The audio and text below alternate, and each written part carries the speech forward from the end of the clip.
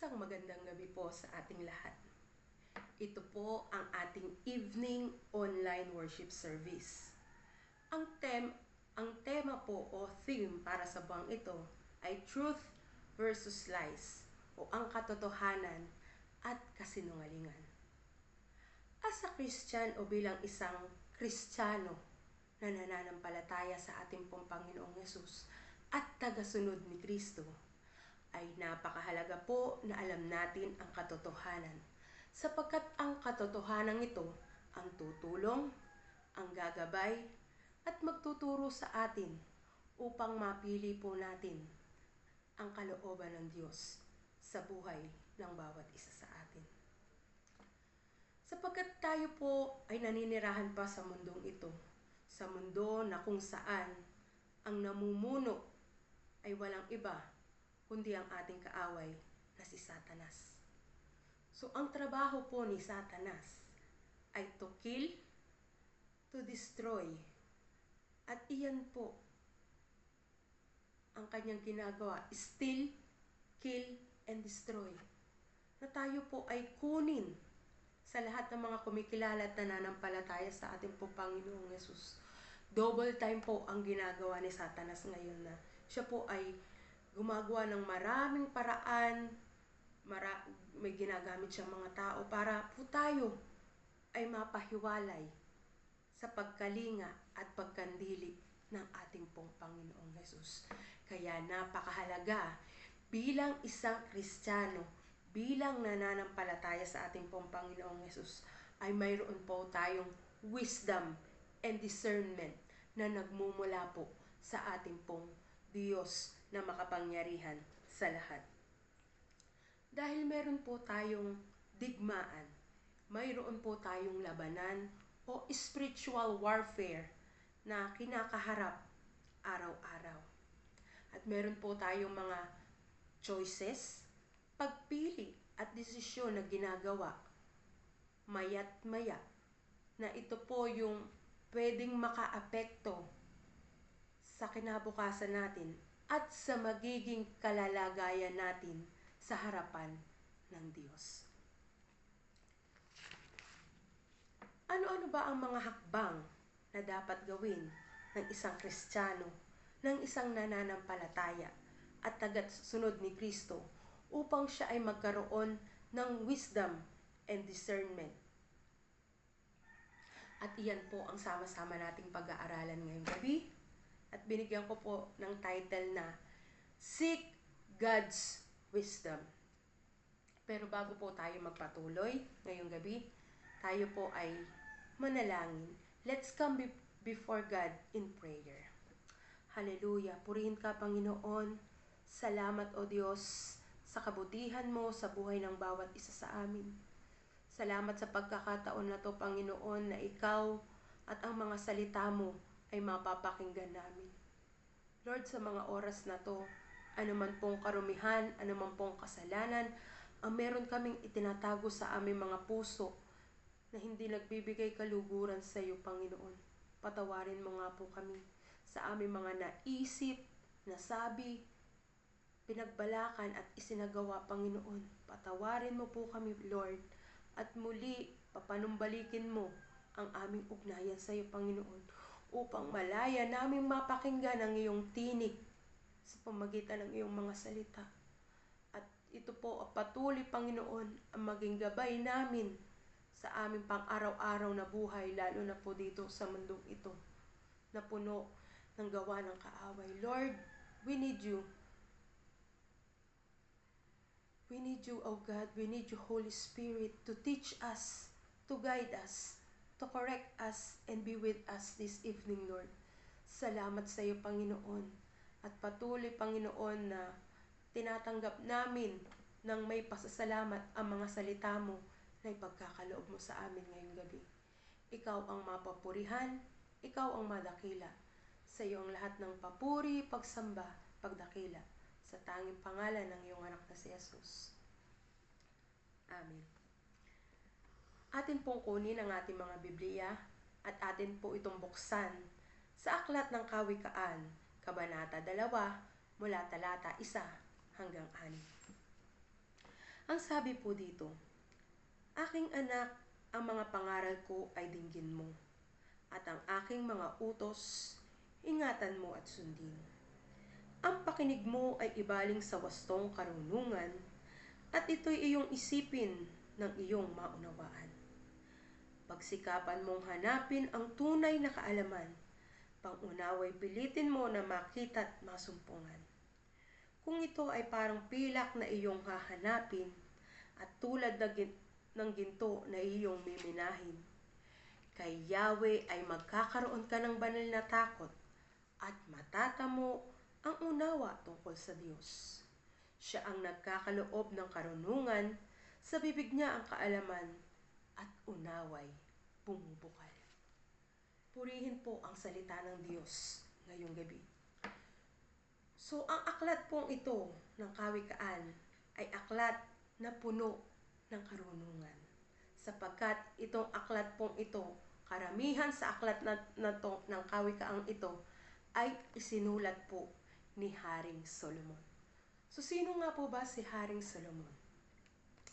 Si Haring Solomon po ang pinakamatalinong tao na nabuhay kailanman.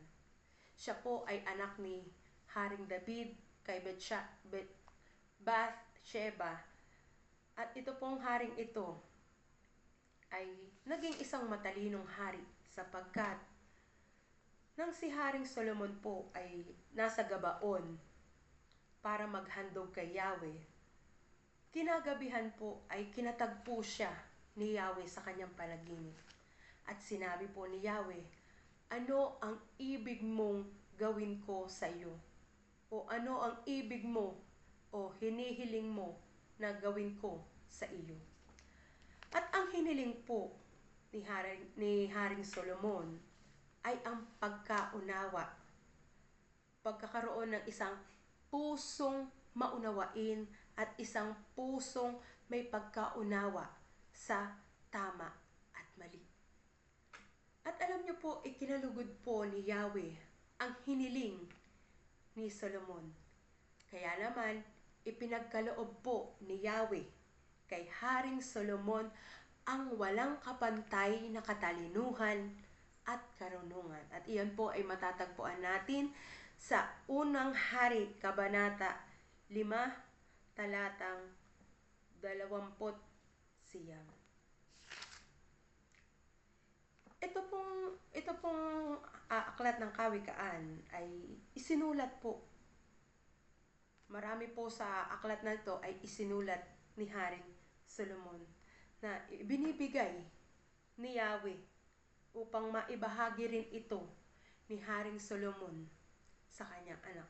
Sapagkat, ang sabi po sa salita ng Diyos, bagamat mga tao ang sumulat nitong kanyang mga salita, pero ito po ay pinahiran at ito po ay kinasihan ng Diyos. So, ito pong mga salita na to, itong karunungan na isinulat ni Haring Solomon sa Kawikaan, ay sinasabi rin po ito sa atin ng Diyos ngayon, sa bawat isa sa atin. So, ito pong Kawikaan, chapter 2, verses 1 to 6, ay naglalarawan ng benefits ng karunungan at kung paano po natin ito matatamo. So, bakit napakahalaga na ang isang tao, lalo na po ang kumikilala sa ating Panginoong Hesus, sa tagasunod ni Kristo, ay mahalaga na meron po tayong karunungan na nagmumula sa Diyos. Sapagkat, sabi po sa Kawikaan 8:11, "Pagkat akong karunungan ay mahigit pa sa hiyas, anumang kayamanan ay hindi maitutumbas." Sa Kawikaan chapter 16 verse 16 naman po, ang sabi pa, "Higit na mainam kaysa ginto ang magkaroon ng karunungan, at higit kaysa pilak ang magtaglay ng pangunawa." At sa panghuli po, sabi po sa Mangangaral, Kabanata 7, talatang 11, "Ang taong nagtataglay ng karunungan ay higit na mainam kaysa minanang kayamanan." So, ang ibig sabihin, kapag ang isang tao ay mayroong karunungan na nagmumula sa Diyos, ay ito po'y napaka tinatawag na ito po yung malaking kayamanan. Yan. Higit na kayamanan na pwedeng makamtan o matagpuan o magkaroon ang isang tao. Sapagkat itong karunungan na to ang siyang tutulong sa tao upang magtagumpay sa buhay na to, lalo't higit sa paglakad niya sa pananampalataya sa ating Panginoong Hesus. Sapagkat ang karunungan na nagmumula sa Diyos ay siyang magiging tulong, na siyang magiging gabay at magtuturo sa lahat ng mga mananampalataya upang maging matagumpay sa digmaan o sa labanan na kanyang kinakaharap araw-araw, at upang mapili niya ang higit na mabuti, at ito'y walang iba kundi ang kalooban ng Diyos sa buhay ng isang tao. Kaya kailangan talaga ng karunungan ng lahat ng mga kumikilala at nananampalataya po sa ating pong Panginoong Hesus. Anong mga hakbang ba ang dapat gawin upang magkaroon ng karunungan ang isang mananampalataya? At yan po ang ating titignan sa ating pong teksto ngayong gabi. Ang sabi po sa English, receive my words and store up. So, pangaral ko ay dinggin mo, at ang aking mga utos, ingatan nga at sundin mo. Napakahalaga po na ang salita ng Diyos ay ating pong tinatanggap sa ating mga buhay, at ito po'y ating pinaniniwalaan. Napakahalaga po na hindi lang natin basta ito tinanggap, narinig lamang natin at lalabas na sa kabilang tenga. Hindi po. Marapat na itong salita ng Diyos ay ating, yung mga napapakinggan natin na salita ng Diyos, na pag-aaralan natin, kagaya po na kapag po tayo ay may devotion every Monday, Wednesday, and Friday. At sa mga Bible study centers o kaya sa mga cell groups, yung pong mga nababasa natin na salita ng Diyos ay napakahalaga po na ito po ay ating pinaniniwalaan. At hindi lang po basta natin pinaniniwalaan, kundi ito'y minemeditate natin o binubulay-bulay araw at gabi. Sabi po sa Joshua 1:8, bulay-bulayin natin ang salita ng Diyos araw at gabi. So napakahalaga po na hindi lang natin basta binasa, hindi lang natin basta napakinggan, kundi ito po'y ating paulit-ulit na inaalala sa ating mga buhay. Paulit-ulit na ating sinasabi, kasi napakahalaga po na yung salita ng Diyos ay atin din pong sinasabi. Ano po? Maging katulad po tayo. Yan. Ito pong mga taga-Bereans, napakaganda po ng pag-uugali. Sapagkat nung po sila inaralan ni Apostol Pablo, sila po ay nakinig ng mabuti, ng taimtim dun sa ipinapangaral ni Apostol Pablo patungkol po sa ating pong Panginoong Hesus. Now, nang matapos po nilang mapakinggan ito, pag uwi nila sa kanilang mga bahay, ano po ang ginawa nila? Binuklat po nila ang kasulatan at tinignan po nila kung tunay nga ba at totoo ang mga sinasabi ni Pablo. At napatunayan naman po ng mga taga-Bereans na totoo at tama naman po ang sinasabi ni Pablo patungkol po sa salita po ng Diyos na inihayag ni Apostol Pablo. So tayo din po na kumikilala at nananampalataya sa ating pong Panginoong Hesus, hindi lang po natin basta lamang pinakinggan. Pagkatapos ng pakinggan ay wala na. Hindi na natin inirerema o wala nang nare-retain sa ating mga puso, mahalaga na pag-uwi pa rin natin sa ating mga bahay, pagkagaling natin ng mga Bible studies, pagkagaling natin sa mga cell groups, kaya sa mga online gatherings na kung saan ang salita ng Diyos ay nahahayag. Napakahalaga na sa pag-uwi natin sa ating mga bahay, ating pa rin babasahin, uulit-ulitin na basahin upang ang salita ng Diyos ay matanim sa ating mga puso, matanim sa ating mga buhay. Sapagkat sabi po sa Awit 119 verse 11, ang banal mong kautusay sa puso ko iniingatan, upang hindi magkasala laban sa iyo kailanman. It is so important na tinatago natin sa ating mga puso ang salita ng Diyos. Na kapag dumating yung pagkakataon na kinakailangan natin ang salita ng Diyos, ay ito po'y ipapaalala sa atin ng banal na Espiritu. At kapag naipaalala na po sa atin ito ng banal na Espiritu, ito po yung magbibigay sa atin ng kapayapaan. Ito po yung magbibigay sa atin ng kasiglahan. At higit sa lahat, ito pong salita ng Diyos na ating itinatago sa ating mga puso ang magbibigay sa atin ng buhay na pag-asa na tanging matatagpuan lamang po natin sa salita ng Diyos. Tanging sa salita ng Diyos lamang po, aking mga kapatid. Wala na pong iba. So, lagi po tayong maglaan ng oras, ng panahon, para po ang salita po ng Diyos ay atin pong mabuksan, mabuklat, mabasa.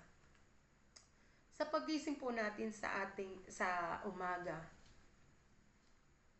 maglaan na po tayo ng panahon sa pananalangin at pagbabasa ng salita ng Diyos. Maging bago po tayo matulog, mga kapatid, atin pa rin pong buklatin, atin pa rin basahin ang salita ng Diyos at magpasalamat tayo sa Panginoon sa pamamagitan ng panalangin. Magbabad tayo lagi sa salita ng Diyos.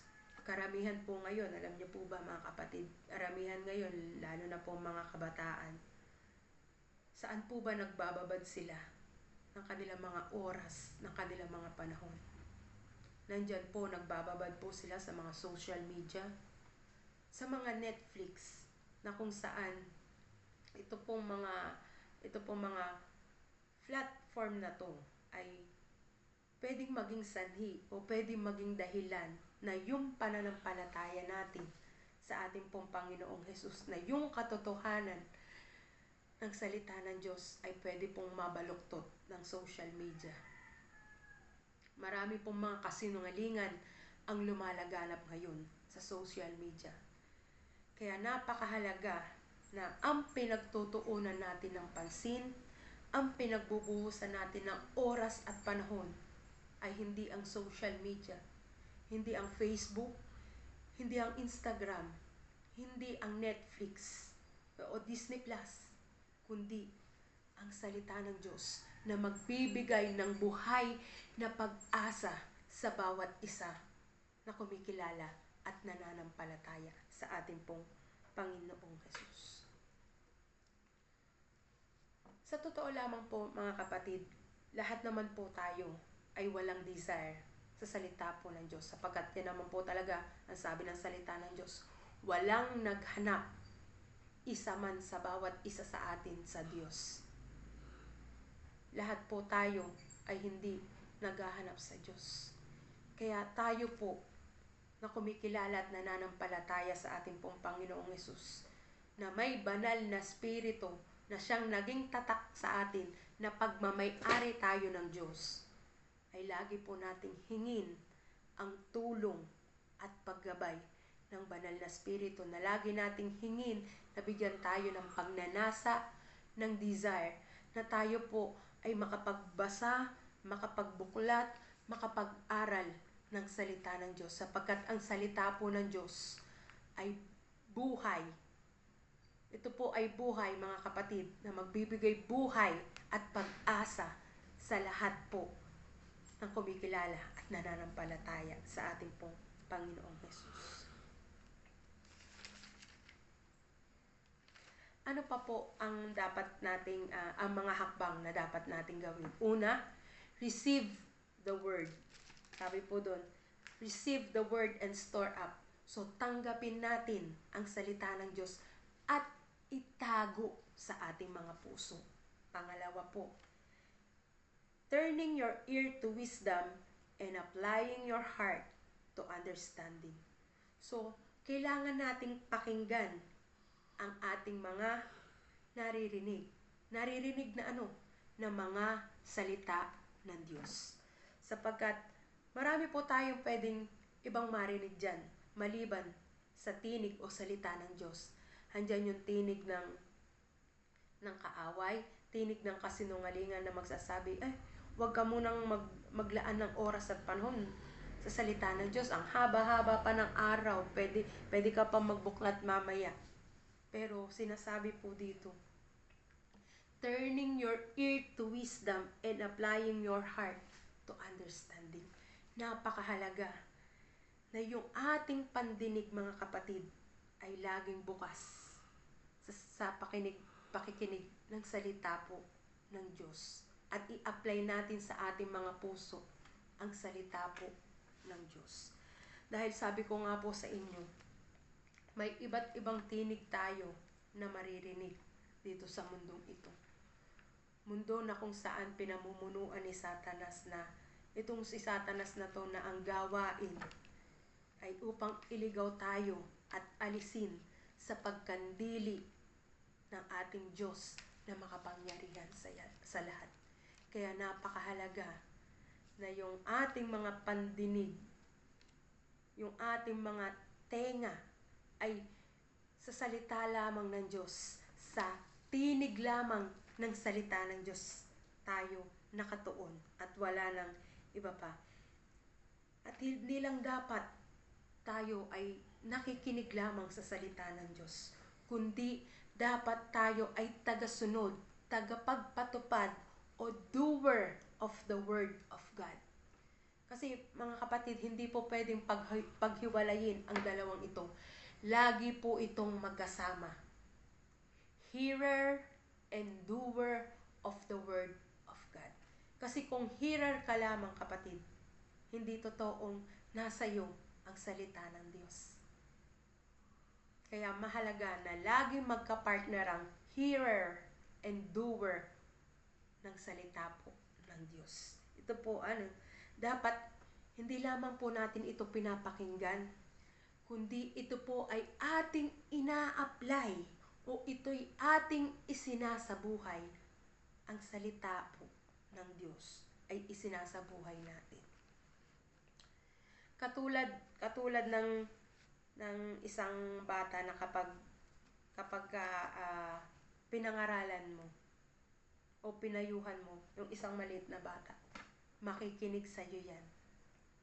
So tayo po na mga kumikilala at nananampalataya sa ating pong Panginoong Hesus, kapag yung salita ng Diyos ay nangungusap na sa atin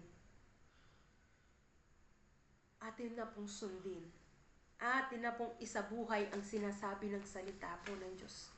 Kasi napakahalaga, mga kapatid, na ina-apply natin ang salita ng Diyos sa buhay natin. Dahil dito makikita kung tunay nga ba tayong nananampalataya at kumikilala sa ating pong Panginoong Hesus.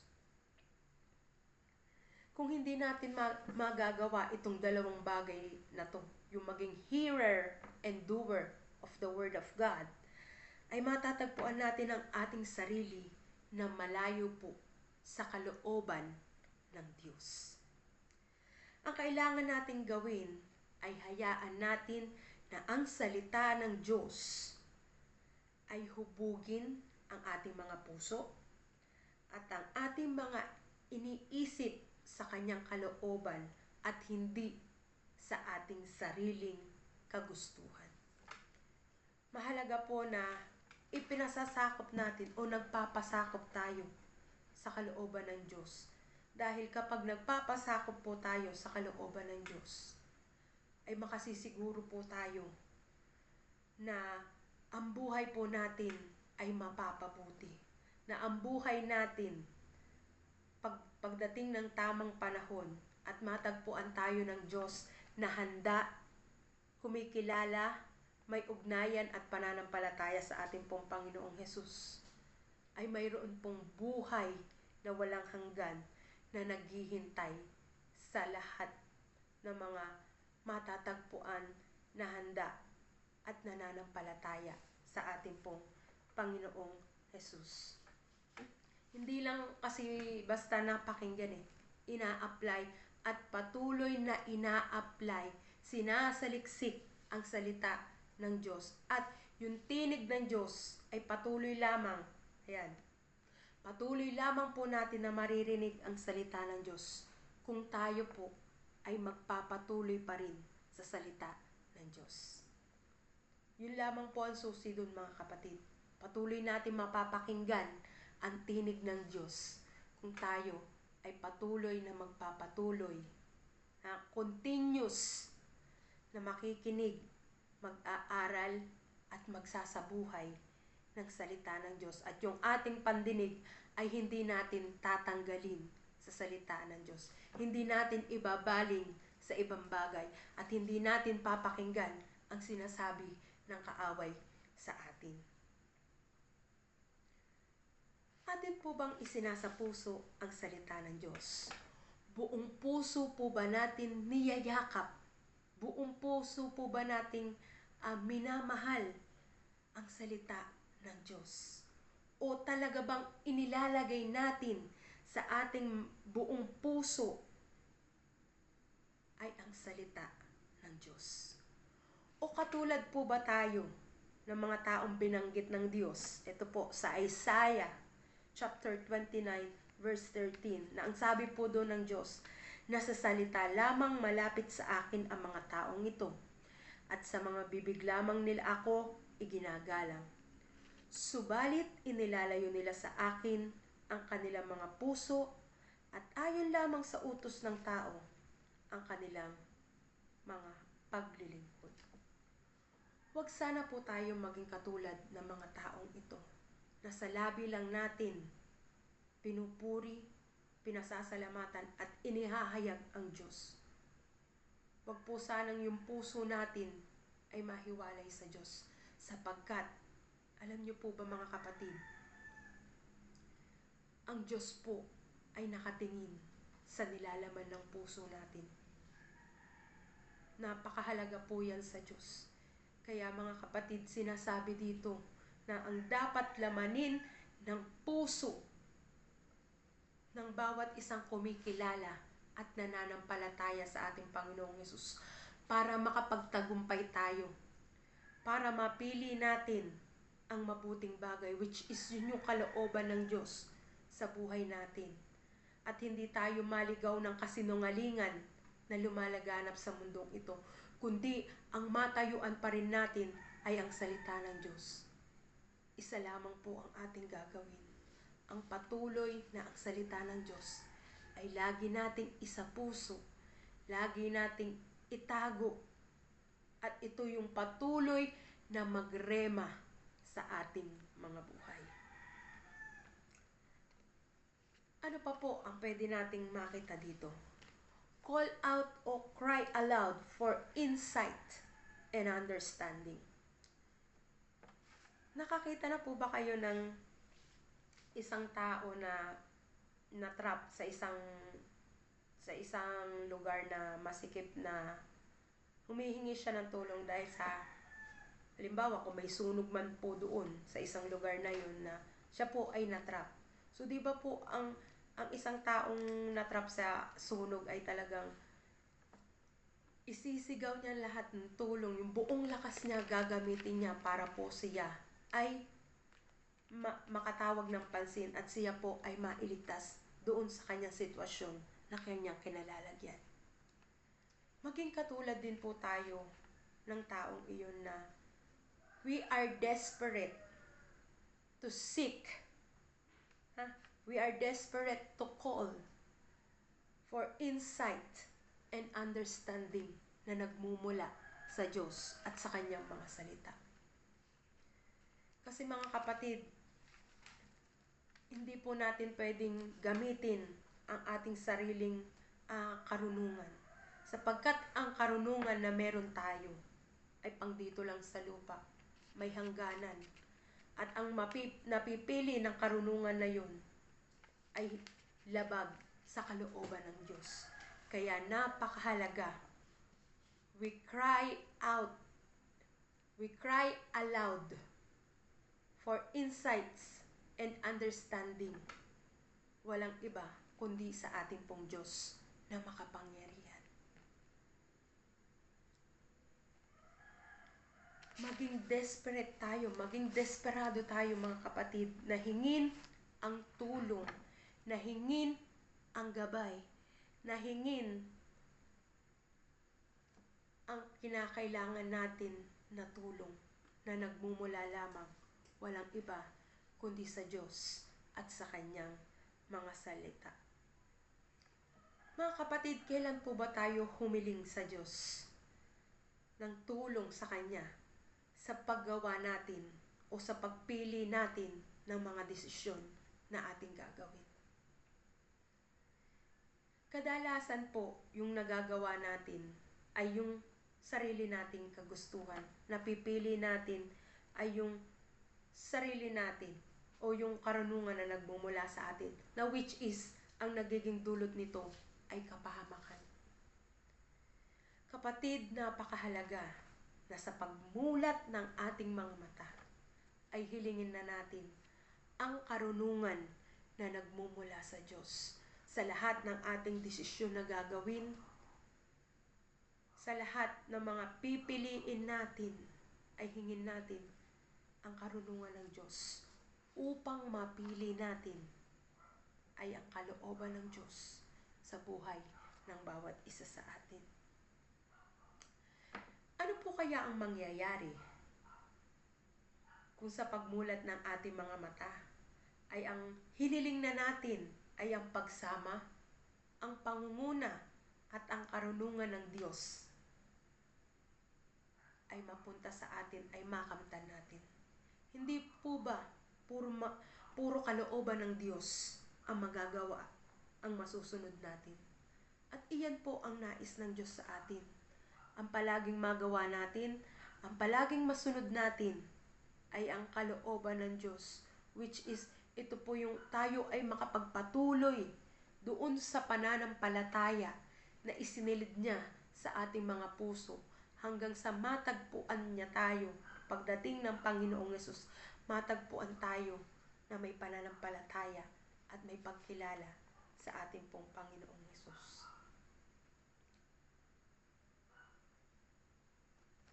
Katagumpayan po ang ating makakamit kung ang karunungan ng Diyos ay atin ang hihilingin sa pagmulat pa lang ng ating mga mata.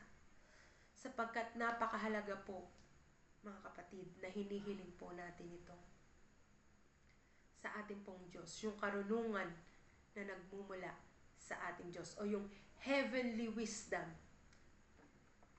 na nagmumula sa ating pong Diyos. Sapagkat, sabi ko nga po sa inyo kanina sa umpisa, ay meron po tayong digmaan o spiritual warfare na kinakaharap araw-araw. Meron po tayong mga desisyon, meron po tayong mga pagpili na ginagawa. Kaya mga kapatid, na mapili natin, madesisyonan natin, na hingin natin palagi ang tulong ng karunungan na nagmumula sa ating pong Diyos. Sapagkat, ang sabi po sa 1 Peter, unang Pedro, Kabanata 5, talatang 8. Maging handa kayo at magbantay. Ang dyablo, ang kaaway ninyo, ay parang layong umaatungal at aali-aligid na naghahanap ng masisila.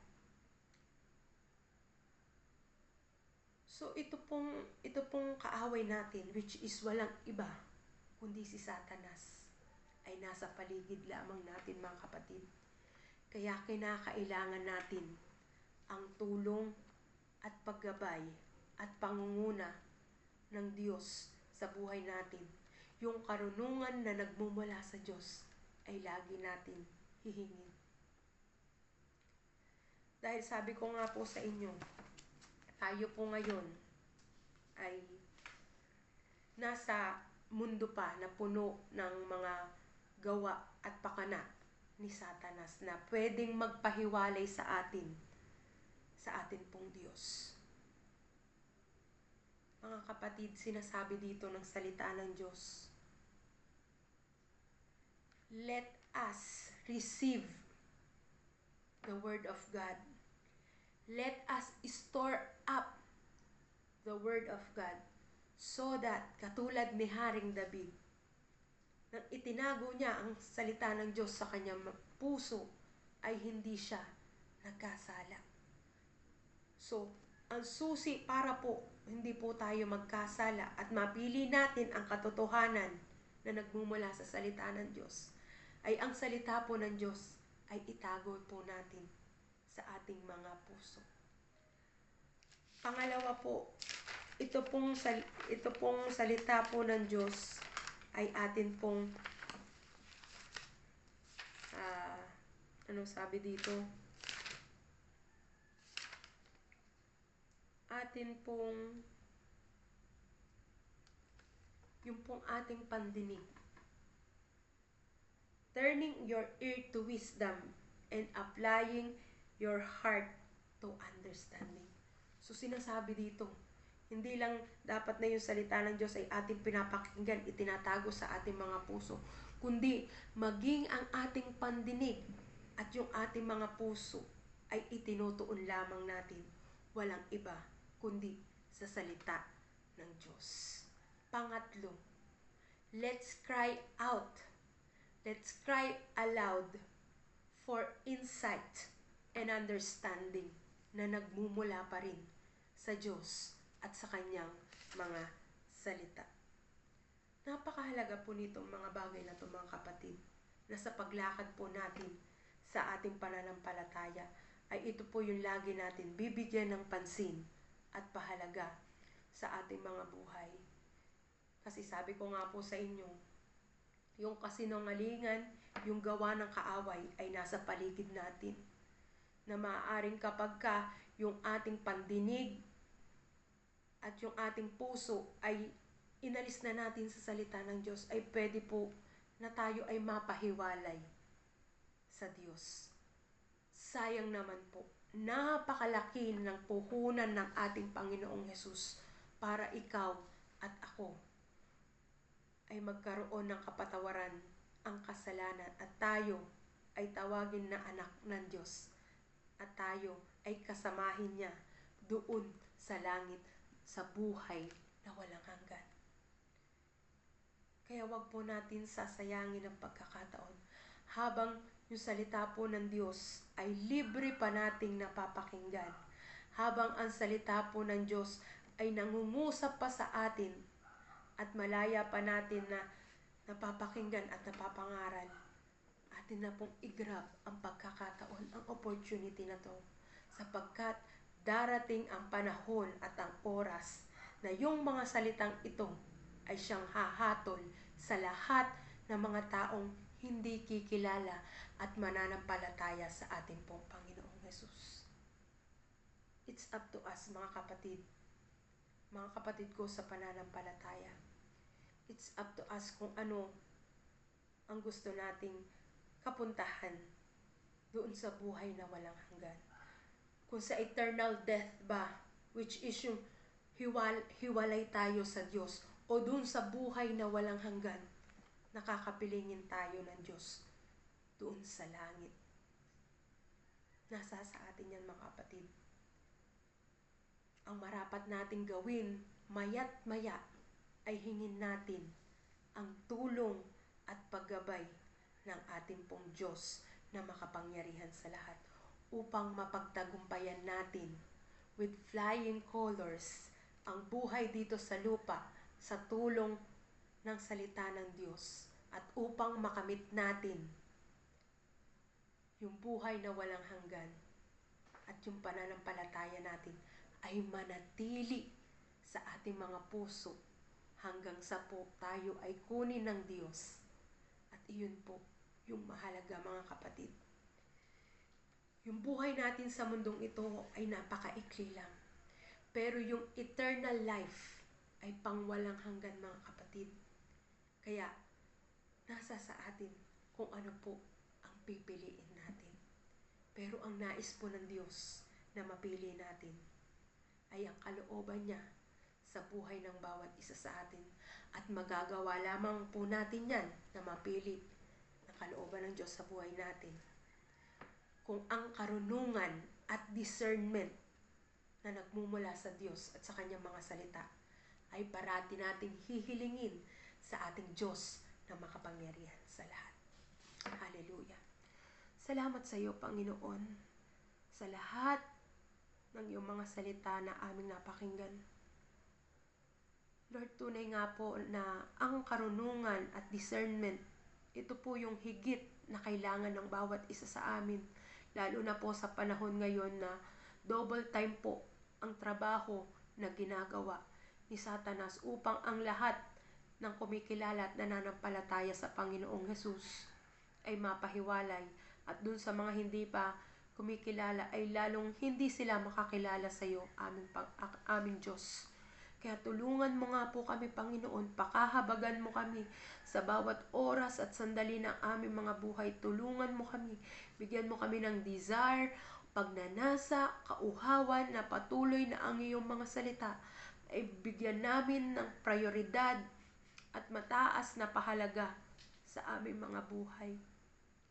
Sapagkat ang mga salita mo, sabi ni Haring David, kung ito ay patuloy naming itatago sa aming mga puso, ay hindi kami magkakasala sa iyo kailanman. Kaya tulungan mo kami, Panginoon. Help us, Lord. We need you, Holy Spirit, to help us, to guide us, to teach us, and to correct us, Panginoon, sa lahat ng sandali at oras ng aming mga buhay. Salamat po sa iyo, Panginoon. Patuloy na ikaw ang mahayag sa buhay ng bawat isa na kumikilala at nananampalataya sa iyo.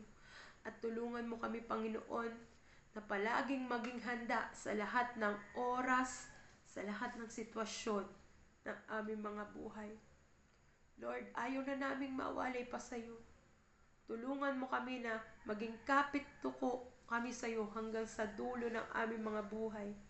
Na anuman po ang sitwasyon na aming pinagdaraanan sa mga oras na to, Lord, ito po yung patuloy na magpaalala sa amin kung gaano kakabuti, kung gaano mo kami kamahal. Lord, patuloy kaming lumapit sa iyo, patuloy kaming umasa, patuloy na yung buhay namin ay ilagak namin sa iyo, Panginoon. Help us, Lord. Help us each and every day in our lives, Lord.